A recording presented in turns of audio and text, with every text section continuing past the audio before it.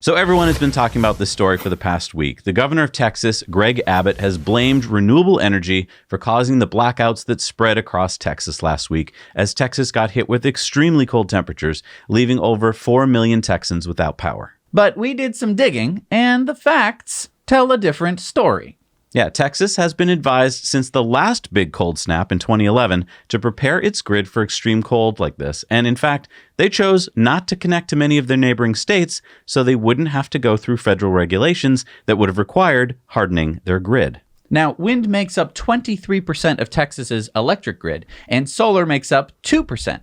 Natural gas, it turns out, was the true culprit in this cold weather blast because the natural gas pipelines are not insulated, and so the lines froze in many stretches and couldn't be pumped to the natural gas power plants that make up 46% of the state's electrical power grid. So, 30% of Texas's generating capacity went offline.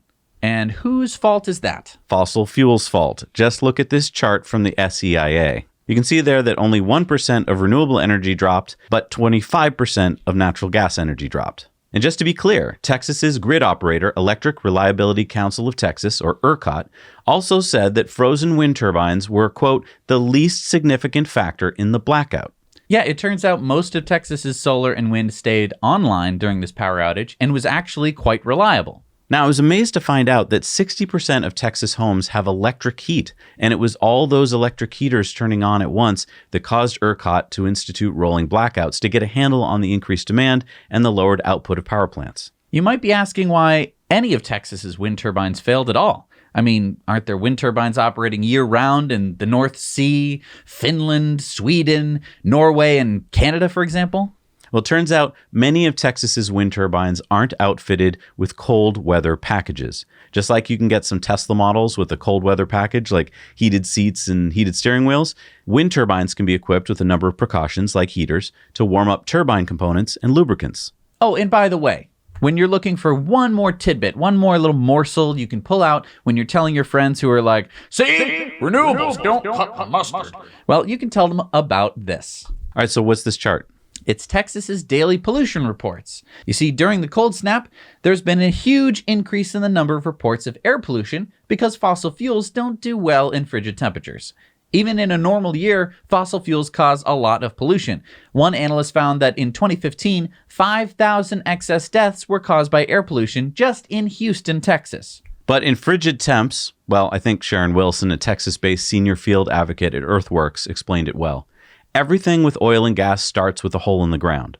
That hole in the ground does not know the compressor station is frozen, so it keeps pumping gas. Somewhere along the line, a pipe is frozen, so everything gets released into the air. And it does not stop getting released into the air, it just keeps going.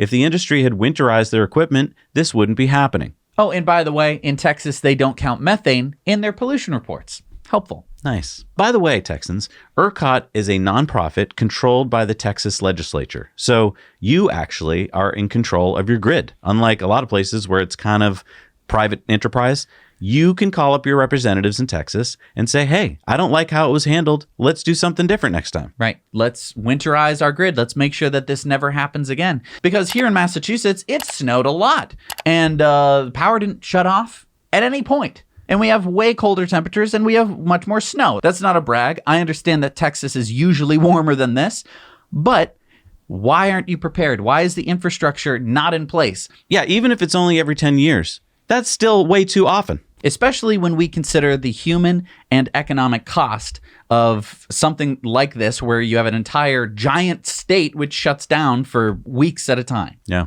But now, if you had had some home batteries, like Tesla owners Austin tweeted out, Tesla Powerwall nighttime action in Houston, Texas looks amazing. That would be pretty nice, because just look at that dark neighborhood. Or Houston resident Robert Soldat had solar on his roof and a battery system which provided over 45 hours of backup power during multiple days of rolling blackouts. He said, I honestly can't imagine how unpleasant this would have been without my battery. And again, this is a failure of supply of the grid, and it's amazing that his battery was able to back up his house. Also, if, trees were cutting power lines, which happens up here in the north very often, the same thing applies with your home battery pack. What's cool is when the power does come back on for a few hours, your batteries charge up real fast and you're ready for the next power outage, which, as you can see here from this app, is what happened to him. Just blackout after blackout after blackout. Now, if you want to have batteries installed at your house, but you don't know how to do it and you have questions, contact our friends at EnergyPal. They're the experts not only in solar, but in batteries. If you have questions, they have answers. Click the link in the description down below and let them know that Zach and Jesse sent you. But there's another way to get through a power outage. Yeah, Randy Jones of Katy, Texas, bought a 2021 Ford F-150 hybrid pickup truck. During the recent cold spell in Texas, he was able to use the hybrid's onboard generator to produce up to 7.2 kilowatts. Jones said he powered appliances in his home for 3 days until the power came back on. He said, "Without it, I would have been in the dark and cold like everybody else in the neighborhood." Jones also helped neighbors charge their phones and laptops. He said, quite a few of the neighbors said, "Hey, I'm getting one. Like, I'm trading in my Dodge or GMC because South Texas, with hurricanes and things like that, we're always having power outages." And Jerry Hall, 73, of Caraville, Texas, also bought a F-150 at the end of January, and he said the main reason he bought it was for the generator.